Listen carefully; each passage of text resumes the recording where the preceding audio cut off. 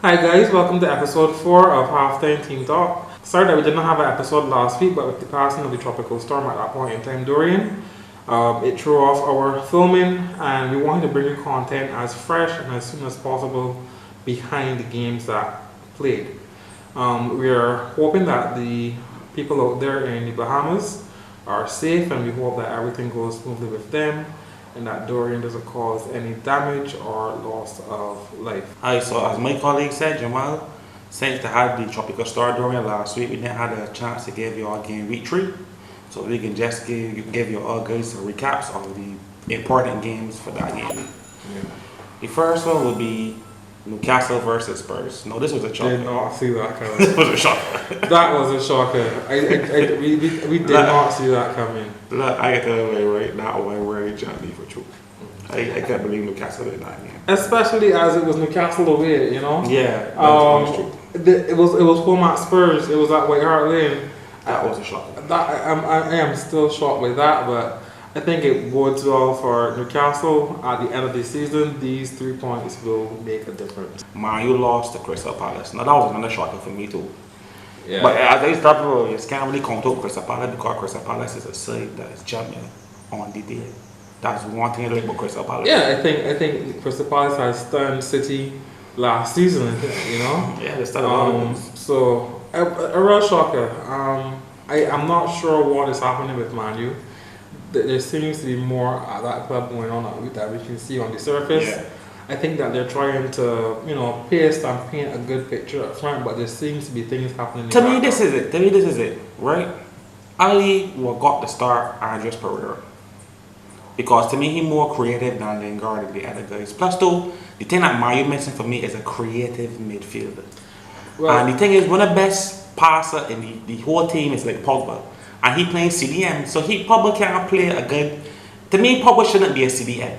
He should be a central attacking midfielder. Right. Find somebody else in that position. Right now, I've been watching the Man U games, and all plays go through Pogba. If you look at how the play builds up, the defenders pass the ball through Pogba. Yeah. If you're in an attacking play and that breaks down, the ball is passed back down through Pogba. And it seems to be like this route of passing the ball through Pogba, but it doesn't seem to be bearing any fruit. And I think Man U needs a creative player like someone like Kevin De Bruyne that can create the play and not just simply pass the ball through him like Jorginho at Chelsea. But to me, man, you already got a man there. He might be a little old, but we will get through Man U's problems when we move on to this game week because they had an interesting game week again this week with a draw. So let's just move on to the last interesting game. And the last interesting game on that day, no, I can be real honest here now, right? Liverpool versus Arsenal, sorry. Yeah. Right? Liverpool versus Arsenal. Now, this is my honesty in this game, right? To me, this was a good game. Right? Even though Arsenal get beat, to me, Arsenal didn't play bad. Yeah. I think Arsenal had a really good start of the season.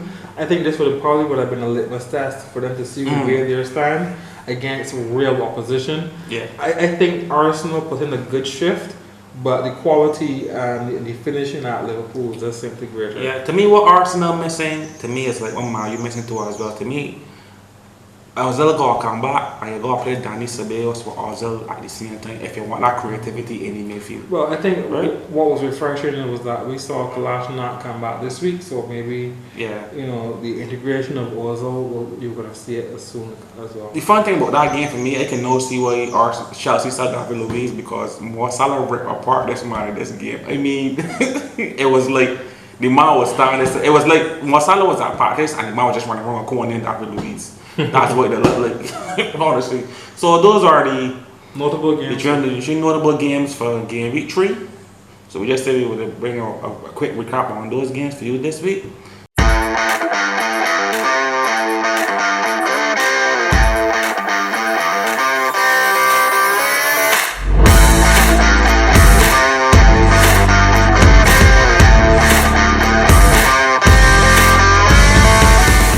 Welcome back. The first game on Saturday saw Man United taking on Southampton at Southampton.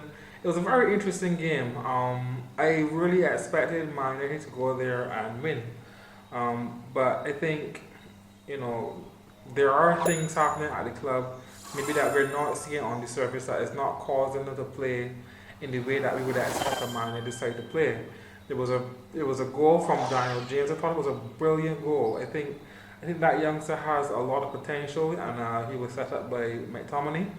And then you had an equalizing goal, which was a header from Vestergaard, and I think that was, indicative of like one of the weaknesses that Man United has right now, which is in defense, because they gave Vestergaard so much space, and I just don't. When you look at the game, if you're watching the game, the cameraman was following Vestergaard. And if the cameraman on the side is following Vestergaard, why weren't the players on the field? And he had David De Gea punched away an effort, but it came back to Vestergaard and he headed it in, and I think it was a beautiful goal. I think there has to be something happening at Man United that we're not seeing, because we're not seeing any energy in the play. We're not seeing any purposefulness about them. You're seeing Pogba like stroll around the field, and I don't think that there's that presence on the pitch or on the field to really take the game by the scruff of the neck and move it forward. As I said in the comments before, to me, you mentioned creativity for me, right? I just think I want somebody more creativity in midfield. I don't know what a dog player want matter. Play the man. To me, he's the best creative midfielder when I got practically. But they are playing Mata, but they're playing him up front like a number 10. Mata, so far for the season he get one star, and that was in the last game. And it wasn't that he came on as a sub. He ain't getting a start, right? And to me, I believe when I should play the man more often. Look at last season. Last season, man, when you all played one Mata, you all had better chances of winning, and you all actually won games when you start playing one Mata. So I believe when I should give the man a chance, or buy a creative midfielder, buy a Kevin De Bruyne. You know what I mean? By somebody that will got more creativity in the midfield. Yeah, I think it's not. For me, I agree with creativity, but I also think that there needs to be a captain that is on the field that is going to marshal the squad together. I believe it just Ashley Young. Man, you got a better team though. Ashley Young definitely isn't doing that.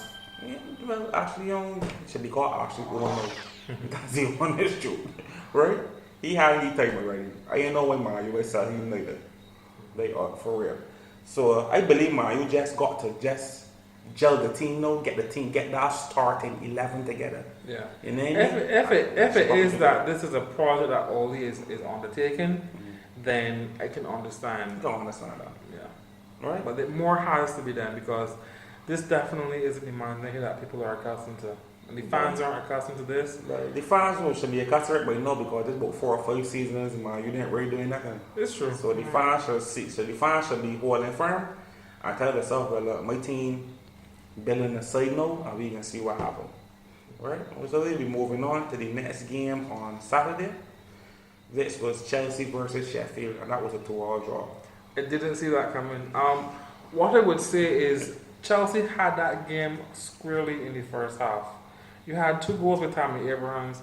I think Chelsea were in complete control of that game in the first half, and they just let it slip. Like, I don't want to be the one that beats this to death, but Frank Lampard isn't the coach that Chelsea needs right now. And if it is that he's just there to hold the line until next season when they can do transfers, etc., well, fine.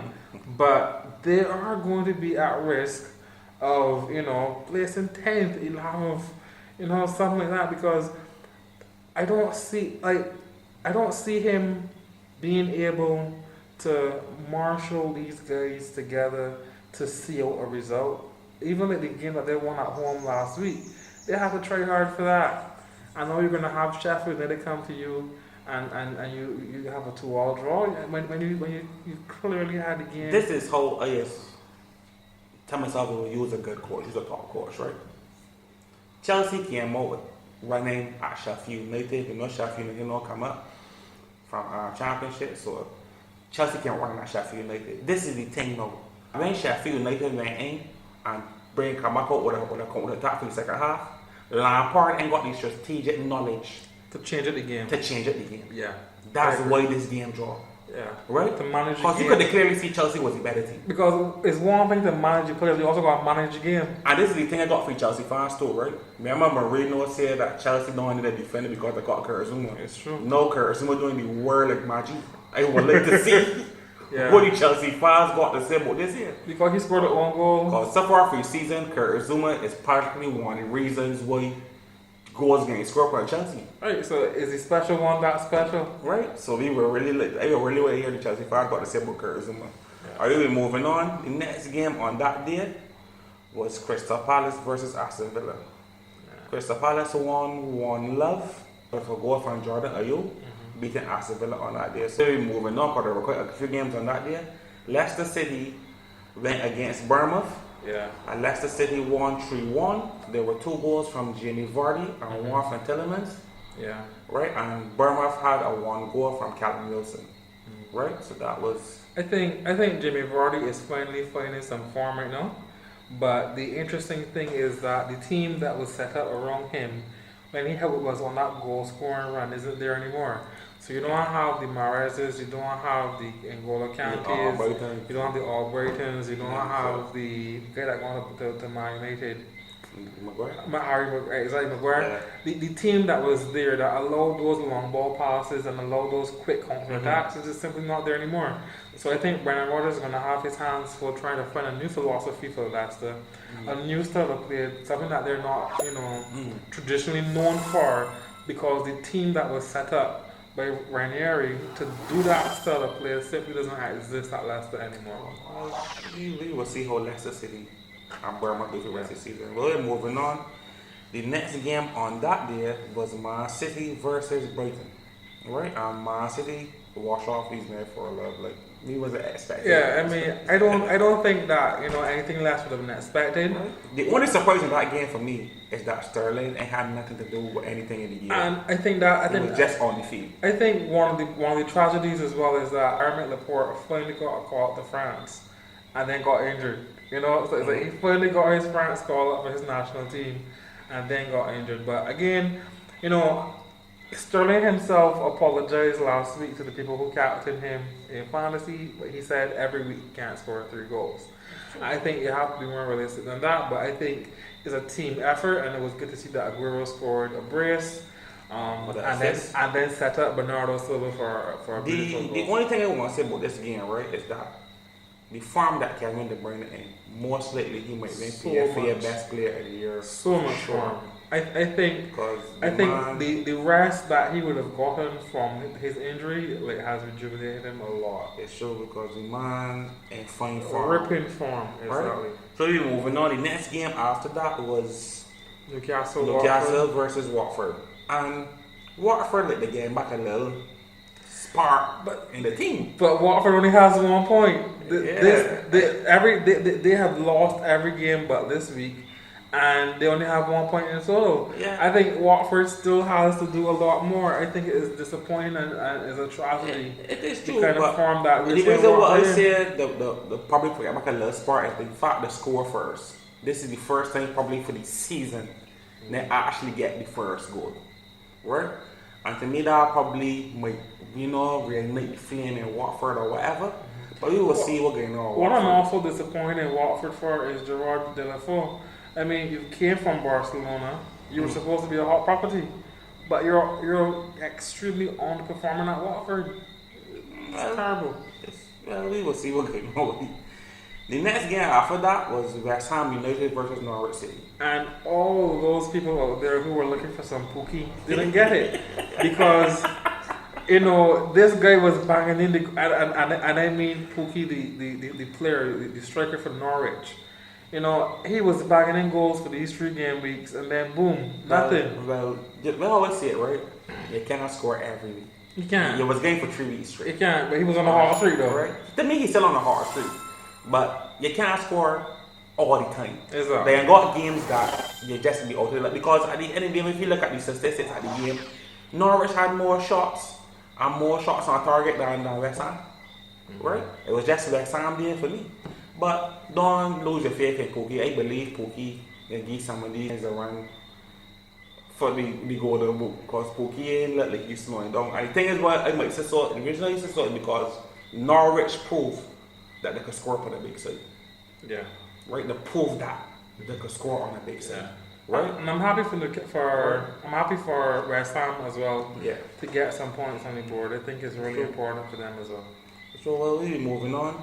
The last game we're not there, which was Saturday, was Burnley versus Liverpool. And we don't know what happened here. Well, what I would say is that Burnley didn't disappoint me, and even though they lost 3-0, what I would say is that Burnley is known for their defense. Yeah. And in my mind, Burnley put up a really good defense.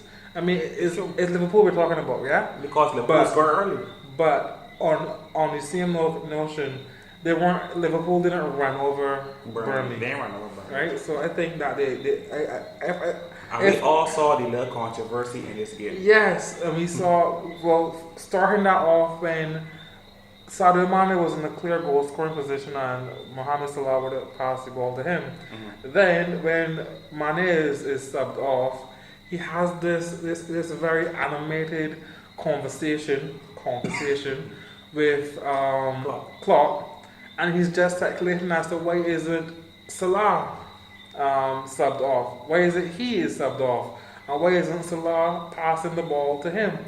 I think that when you're hot, like when you're in pure goal scoring form, it's like you want to play and you want to do things and you want to be in the game.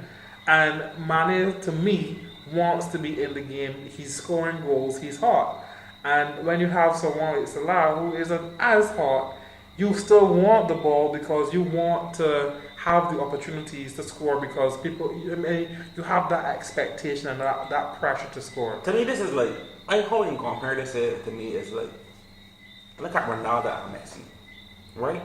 Mane would be Ronaldo and Salah would be Messi, right? Then to me, their styles are different because people that say Ronaldo better at dribbling than Messi and Messi better at dribbling than Ronaldo, right? But when you look at it, Ronaldo's a ball runner. One or two little beats and he will pass you. Messi's a dribbler. Messi's weave through, man. Ronaldo don't really weave through nobody. Ronaldo is look for a little more beat you. He got pace. He can get behind the ball and you know you can't catch back Ronaldo just so wants to pick up that pace. Messi know the ball be close to Messi's feet. Ronaldo and Messi don't play the same style of football. They're just two prolific goal scorers. To me, Mane and Salah is the same thing, but it's like I was saying earlier, right? Mane, if I had a choice to pick between Salah and Mane, I would pick Mane for one reason. Mane does score more goals per game consistently than Salah. Salah's a man will come and get 3 goals now. 2 games, he ain't score. 2 games, drop. Come and score about 3 more goals, 2 games, drop. Right? And in that time, he done score 6 goals in like 5 games or 6 games. He only scored 5 goals in like 6. It's all pretty. Right? Because he scored 5 goals in 6 games. Right? Mane get 4 goals in the 5 games because Mane get 1 goal per game. You understand? That's why Salah is luck. But the thing is now with Salah, right? Is that Salah on the field is more of a threat than Mane. You don't know what Salah is doing. Look, this man the Egyptian Messi. Look at everybody that right behind Messi and see how prolific this man is and getting as being a threat on the field. Right? Look at the Japanese Messi. This man's playing for Real Madrid and this man's a threat. The thing is that Barcelona had him and they let him go. Yeah, look at the Croatian Messi. Every person that ran after Messi, when this person reaches the field, this person's a threat. And that's the reason why I believe that will take off Mane before Salah, because Salah is a man that out of nowhere there will be a goal. It can be the 10 minutes, it can be the 99th minute in the game. I want to pass the ball to Salah, this little flick thing. He found the guy back in there, and man got a lot with them that just did. Right, Mane is a one in work hard, man that will be feeling run up. Come on, he'll be up and down, defending, run back up to score a goal, back defending. That's Mane's style of football. Right? But if you're talking about terms of more being a threat on the field, Salah will be more of a threat. He got more dribbles, more little beats, more little fakes. You know what I mean? He got that there. And you don't know what else going on behind the scenes at Liverpool. But I think the international break should give him a chance to work. Yeah, you see all the international break. Alright guys, don't forget to like, subscribe to our channel, hit the notification to get updates on our recent content. And don't forget to write your comments at halftime team talk Facebook, Twitter, and Instagram. For the sponsorship out there, if y'all guys want to sponsor Half-Time Team Talk, y'all guys can email us at halftimeteamtalks@gmail.com. Okay guys, we'll be moving on to the Sunday games, and the first game on Sunday was Everton versus the Wolves. I think that was a really thrilling game. I thought this would have been a draw actually. Yeah, I think it was a good game. Everton like the pick up a farm. Yeah. Right, because if you look at Everton team on paper, the man got a real good side, you know. Because game was Kane, they get Alexandre, but they still got Gilfie, Sigurdsson, with Richarlison. They got the three guys from Barcelona that they start all the time: Lucas Digne, Yerry Andre Gomez. Fabian Delph had a good game today. One of the best goalkeepers in the Premier League, and Jordan Pickford as well. It's true. And you know what I mean? To me, everything got a bad side. To me, everything got a side that they should be up in there with in the top 10. Yeah. Right? And I think they're up in there too as well. But I really don't know the Wolves is giant killers, right? But I believe the Wolves ain't finding the form just as yet. I think what's happening. I believe they're mostly focusing probably on the Europa League. Right, I think that they're playing a lot more games now. So last season when we saw it was Burnley play in Europe, their form dropped a lot. I think you have to have the squad depth to play in European football and play domestic as well. So I mean, Wolves completely destroyed Torino. So hey. But I mean, I think that Wolves are in good form. I mean, yes, they didn't come out with a win, but I think in the grand scheme of things, they're going to do well this season. The fighting spirit for sure is still there. Yeah, right. And the guys that scored for Everton, with Richarlison with 2, Alex Iwobi with 1. Moiskin get a finally. Moiskin only scored. He name was called because he assists Richarlison first goal. Yeah. Right. And Alex Iwobi, he finally back in the nets for Everton. Boly had a really stupid red card. In the game. 95 minutes in, you're just seeing the game out. There was no need for that challenge, and it was a really silly challenge as well. I am just so disappointed. I'm just because I just don't know. There was no call for it. There was no need for it. It was just silly, and two yellow cards, now you're out for 3 games. It makes no sense. And finally, on the last game for Sunday, which would be the North London derby, would be Arsenal versus Tottenham. Now this was an action-packed game. It was, right? Like my brother said, because he said we are action-packed. I ain't gonna tell you, this game was action-packed. I mean, like back and forth. To be honest. Really and truly, the first half was mostly Tottenham time, right? But you see, coming on to the ending of the first half, beginning to the second half, Arsenal turned up the pace there. The guys that scored in the game was Christain. Eriksen had a good goal, then Harry Kane got a penalty, a wonder gem from Lacazette, and a top goal from Aunameyang. Yeah, I think the goal from Aunameyang has to be probably in for goal this season. To me, Arsenal really a garbage side. To me, they just lack like this killer instinct in the whatever. I don't know what it is. Cause Arsenal play really to be Arsenal proof. Look, we can run at the best in them. You understand? What I thought was amazing was that in the dying moments of the game, Harry Kane is leading the counter attack. And of all people he could pass the ball to, he passed the ball to Sissoko. And Sissoko puts the ball squarely somewhere around Spain. He kicks the ball over the bars. And if I was Harry Kane, I would have rather passed the ball to Leno, the goalkeeper, and to me would have had a better chance of becoming a goal than a pass to Sissoko. Sissoko's a waste. I ain't disrespecting Sissoko. He actually good in his position. Which position is that? Right, being a CDM. You good at defending, brother. You see when it comes to attacking? Sissoko has been garbage since Newcastle. Picture this. Sissoko didn't do anything to help Newcastle from going down. You know what I mean? If Sissoko was that good, Newcastle wouldn't have gone down. What happened is that he went to the Euros and had a good tournament. Ended up at Spurs, but has continued the garbage at Spurs. No, you cannot convince me that he's a player that is worthy of wearing a Spurs shirt. He is simply not. Well, and he didn't even want to go to Spurs. Yeah. If you check it, he wanted to go to Arsenal, but Spurs were the ones that came with a contract. Well, to me, he just good at defending. I can't pass a ball to this man. Because the first thing first, right? Then Harry Kane was in that counter attack. He passed the ball to Sissoko. What Sissoko should have done was taking the shot one time, right? He gave it a first touch. Even if he took it one time or not, Sissoko is a garbage player. There was nothing he could do with that ball. But no, this is what they were trying to do. Pass it back to somebody else. This is how defenders distinct compared to attackers, right? Because if Harry Kane, they passed that to Son, Lucas Moura, Eric Lamela, or any of those guys, Christian Eriksen, those guys would have taken that shot one time. Then guys didn't put in the extra touch to run inside the box. The man would have taken that shot one time. You understand? So Sissoko, no, they defensive minded. For the ball get past it, he looking to try to get himself in a better position. In a better position here, 10 million red shirts already defense by Brandon man. Just take the shot. See what happened, and it's already the 30 minutes of the game. Just take the shot. Just to clarify what I was saying. Sissoko has played 209 times in the Premier League. Guess how many goals he scored in that time? 12. The man's not 12. I know defenders that have more goals than that in one season.